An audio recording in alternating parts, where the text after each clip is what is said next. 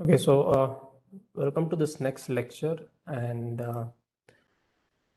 so far we have been talking about things in statics.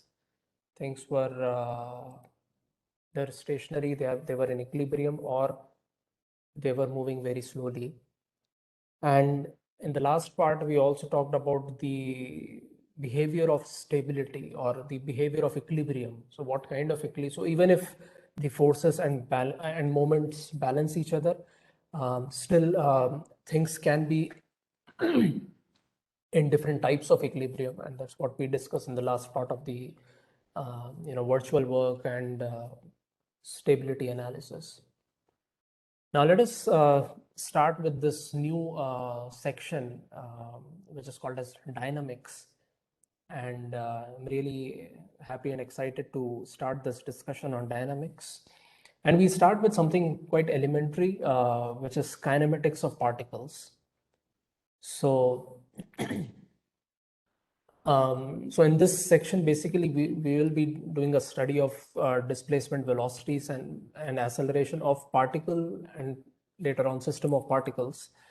Some part of it you might have already covered, which I'm going to skip quickly. And there will be some things new which we are going to discuss in more details. So as I said, we are now going to enter into dynamics of, so our target is rigid bodies, but to reach there, we have to learn things about particles and so on. So basic definition of kinematics is the study of motion and more specifically the geometry of motion. So it is about quantifying the motion and studying the displacement velocities and accelerations. But we don't want to refer to the cause of motion, right? So we are not interested in what forces or what torque are acting, at least in this study of kinematics, right, which is in this chapter. So for example, if a let's say a car is moving with certain acceleration, then we want to, let's say, calculate its velocity, we want to calculate its displacement, right? So that is the kind of problem that we are going to look into. Now, although you can say that, well, car is a system of rigid body. In fact, it's a system of bodies connected together, and there are deformations in each of the parts.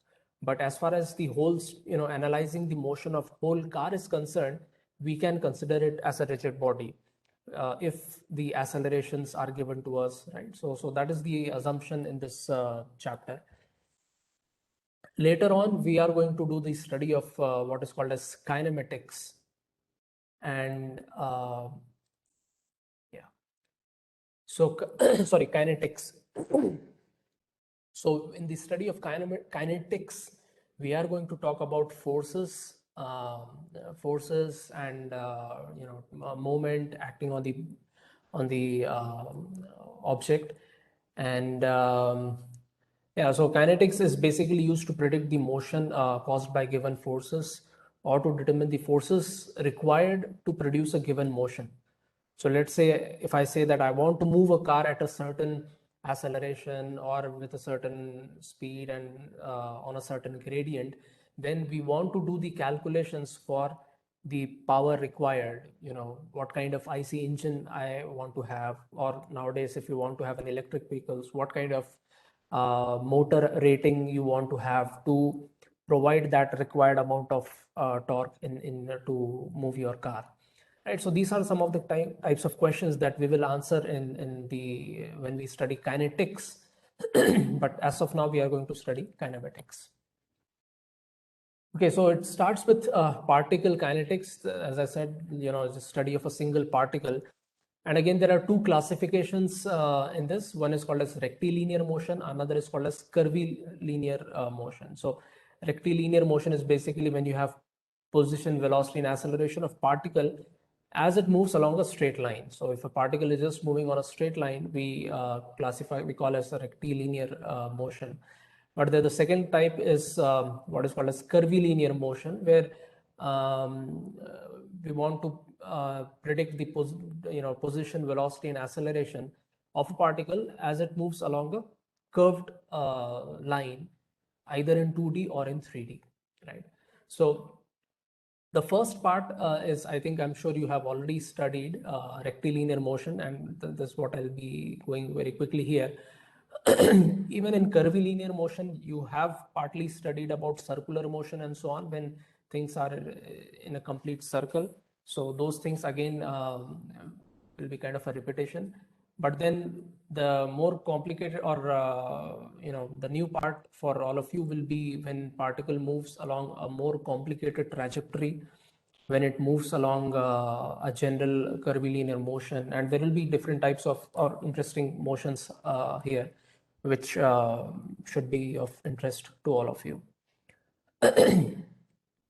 Okay, so going quickly over the rectilinear motion, we know that if a particle moves in, so particle when it moves in a straight line, we call as a rectilinear motion, and we want to study the these three variables. So we say that the motion is known if we know the position coordinate, or if we know the coordinate of that particle, right? So if x as a function of t is known, then I can say that we know the the motion of the particle completely. Now we can express the x as a function of t in two ways. One is if I have a function f of x, I can write, if I am able to write an equation for that function, that is well and good. So just give me a minute. I have to connect my. Okay. So there are two ways of doing things. One is as a function. So suppose x is equal to sine of t, all right, or x is equal to t square minus 2t, or something like that. So either I can express x as a function of t. So that is one way of expressing things. And the second way is in the form of a graph or a table. Right? So I can say that x as a function of time t. And now here I can have set of values. I can have a table of values. So I can say that in fact, I should write other way around. This should be t and this should be x. So let me get this off.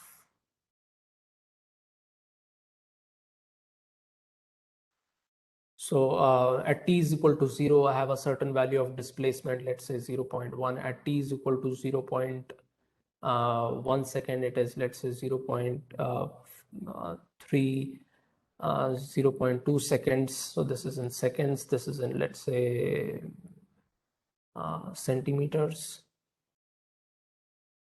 So something like that, right? So if I have a tables of values, or which you can also say as a graph. So that is another way by which I can express the motion function of, or I can express the motion parameters.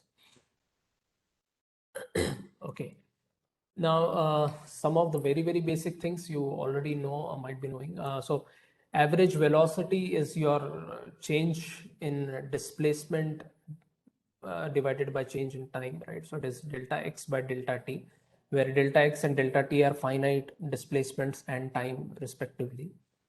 A more important quantity is what is called as instantaneous velocity, which is a limiting case when this delta x and delta t approach, not delta x, but particularly limiting case when delta t approaches 0.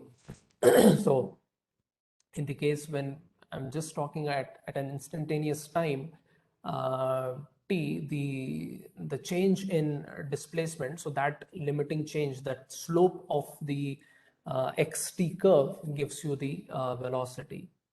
Right? Yeah, so in the limit, this del x by del t is your dx by dt, which is your slope of your xt curve. Right, so this is your slope of xt curve at that point t, wherever you are measuring. Likewise, we can also define a quantity called as instantaneous acceleration, which is your again a limiting case where change in velocity divided by change in time and limit delta t approaches 0. That's your acceleration. Okay, so with this we can quickly see a simple example. So let us say if I have got displacement, if it is expressed as a function of time t here. So if this is the displacement, then we can calculate the velocity by differentiating dx by dt. We can get this, and similarly we can have your acceleration differentiated. So we can differentiate the velocity, or I can differentiate the take the second derivative of x, so it's the same thing, and this is your expression. Now if you plot these three curves here, just for our understanding, so when I plot x as a function of time t, it is a cubic curve, and this is how the the blue curve will look like. If I plot the velocity, which is now a quadratic curve, so it is going to be a parabolic curve, and acceleration is a linear function, so it's going to be a straight line, and that's how it looks like. Yeah, so that's about the displacement, velocity, and acceleration for a very, very simple case. So yeah, one thing we can see is that the velocity is maximum when your acceleration is 0, right? So if a particle is moving and if it stops accelerating, then your velocity is going to reach maximum, and then the acceleration is negative. So then the velocity will go back. So velocity is maximum when your acceleration is 0, and you can also justify it mathematically as well. And another thing which we can see from here is that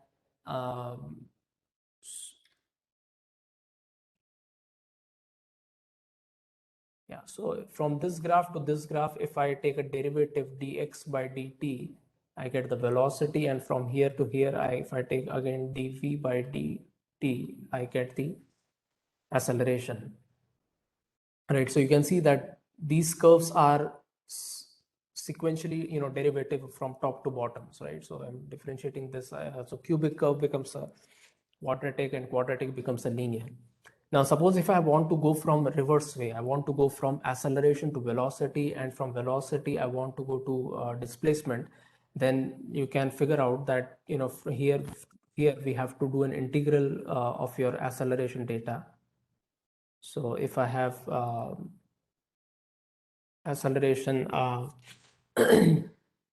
integral will give you this curve, and again the integral of velocity curve will give you the displacement curve. So these are some of the things which just a review of what you might already be knowing.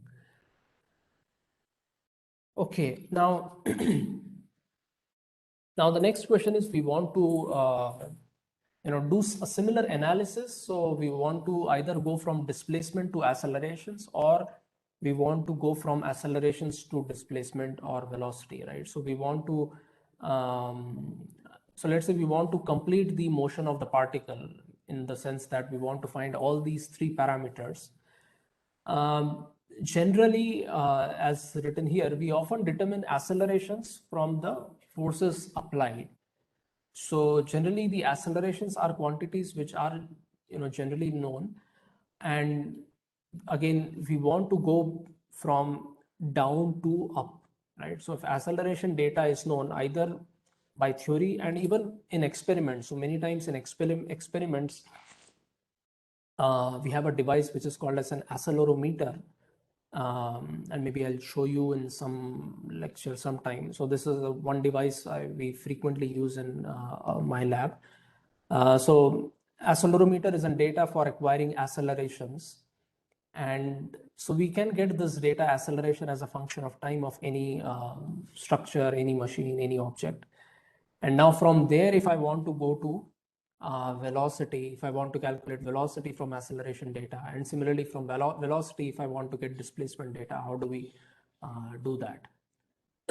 Right, so that's what we will discuss right now. So generally there are three classes of motion, right?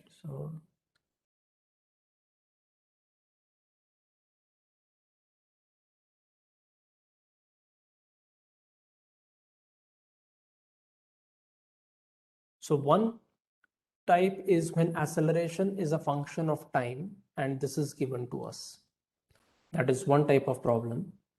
The second type of problem is when acceleration is a function of x is given to us. And the third category is when acceleration is a function of velocity. So there are three types of general cases available which are given here. And now our objective is we want to go from acceleration to either velocity or to time or to displacement. Now, how do we do that?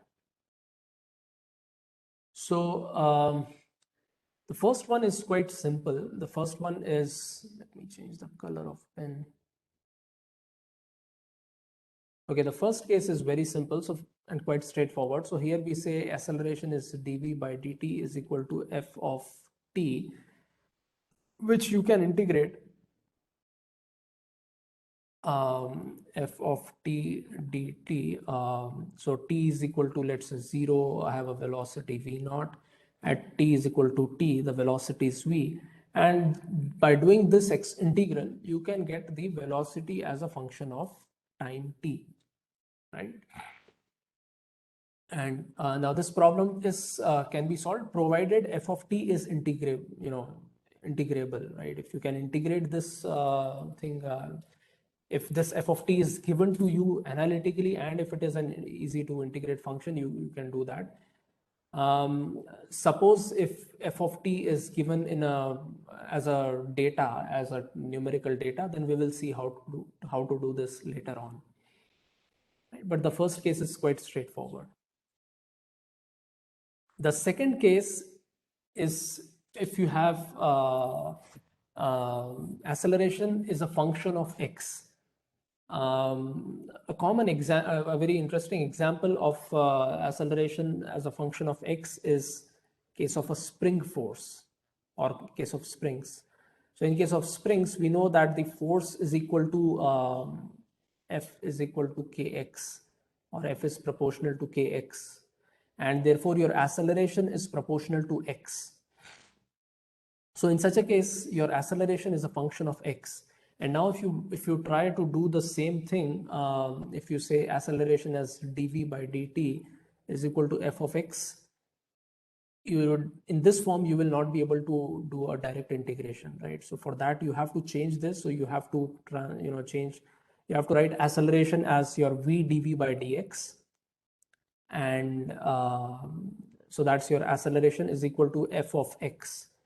And now this function you can integrate it, right? So I can say v dv is equal to integral of f of x dx, and this function now you can integrate to get your expressions.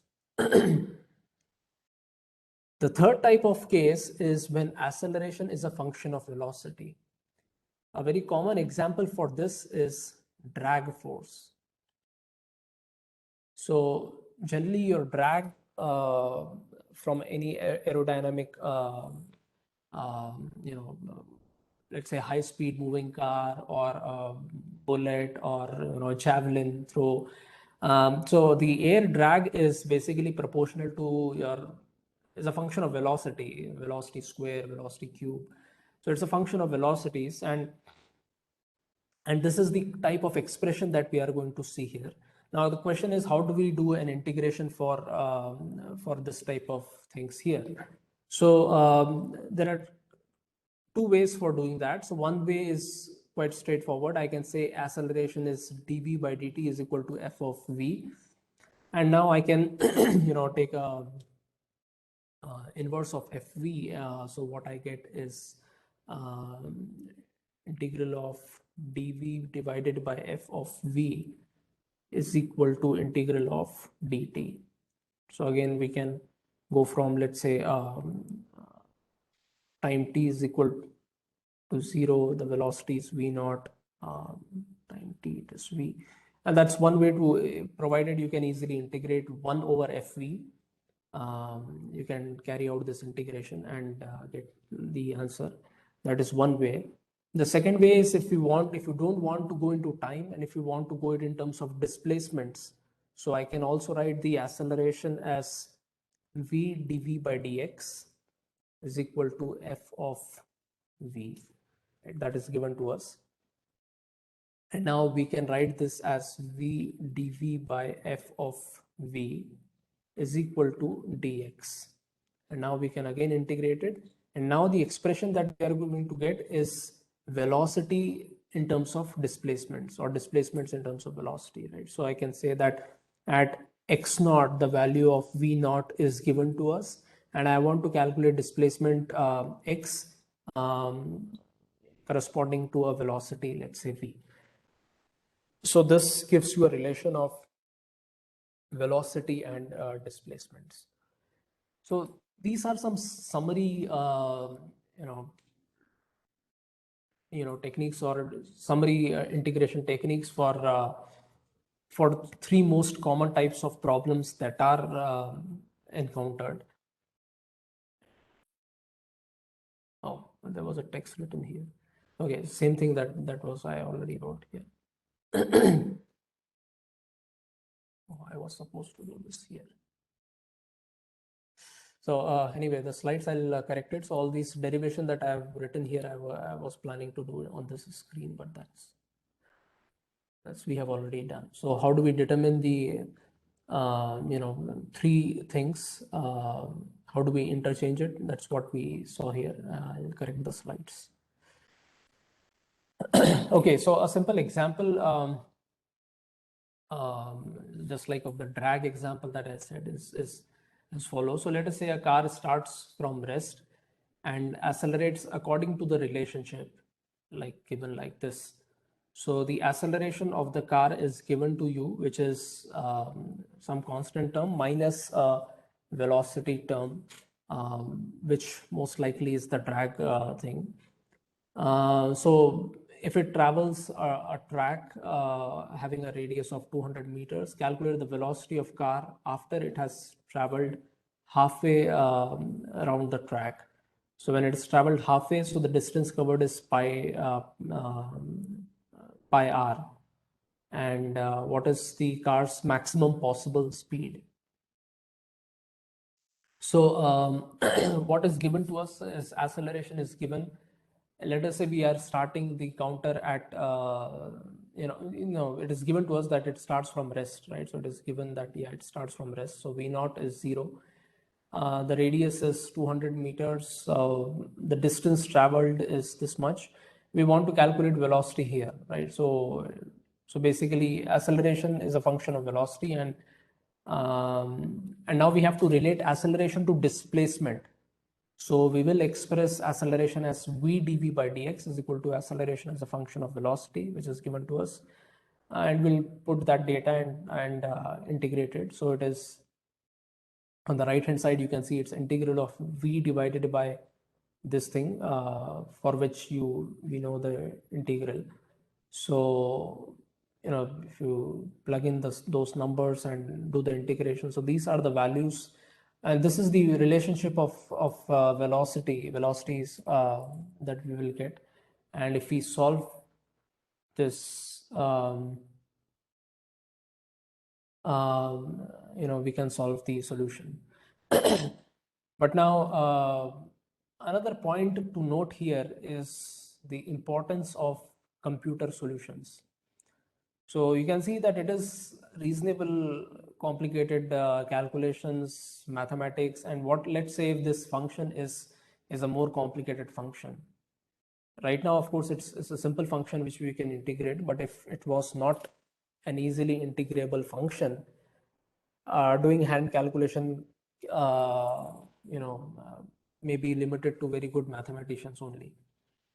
So that's why it is very important to understand the computer-based solutions and how can we code it or use some computational methods to perform these complicated integrations. Continuing with the same calculation, so if with good amount of calculation, you get the final value as 46 meter per second as the velocity when it completes around 600 meters. The second part of the problem was also the maximum acceleration. So to find the maximum speed of the car, the idea is the maximum speed happens when acceleration is 0. So velocity is maximum when acceleration becomes 0. So acceleration expression is given to us. So when we equate this to 0, we can calculate your Vmax directly, and which is something like this. So sometimes this is also referred to as terminal speed, or the maximum speed that, in this case, vehicle can reach or a particle can reach. Okay, so that's something about general, rectilinear motion and integrating techniques. Of course, we will look into more about computational ways of doing things, maybe in this lecture or next lecture. But now let's move to some simple forms of rectilinear motion. The first definition here is what is called as uniform rectilinear motion. So the idea is, that's just definition.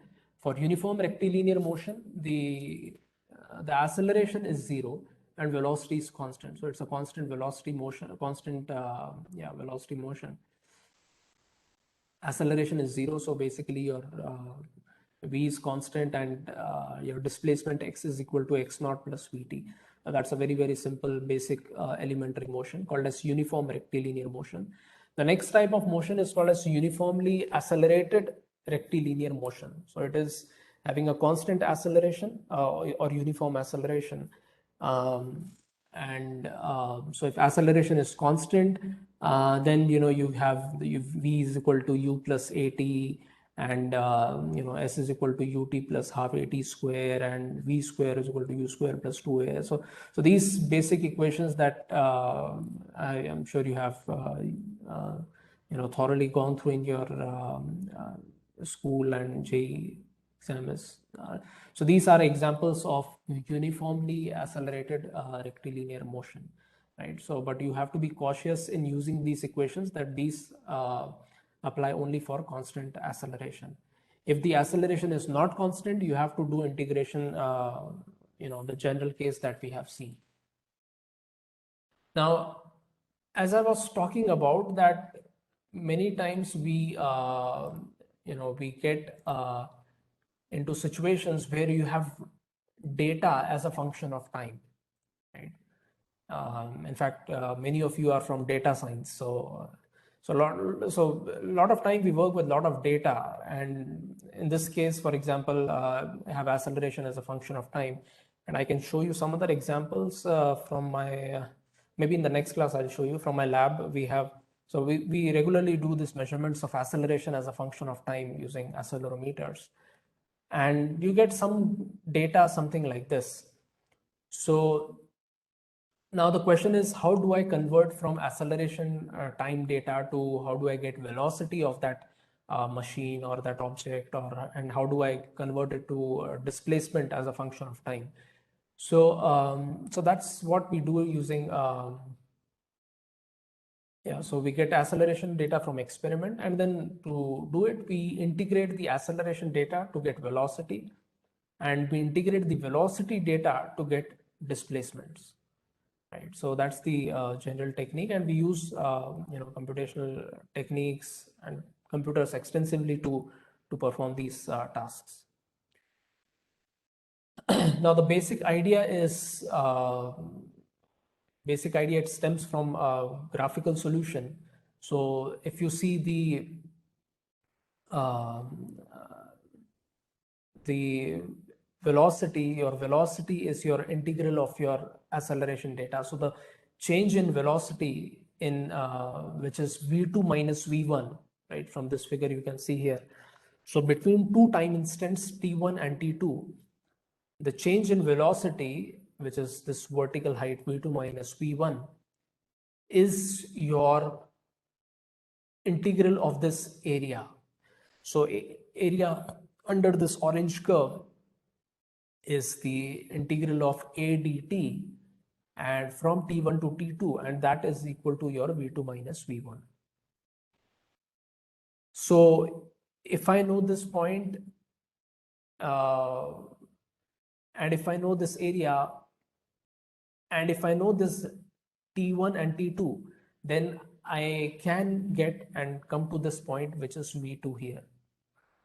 And similarly, if I have got this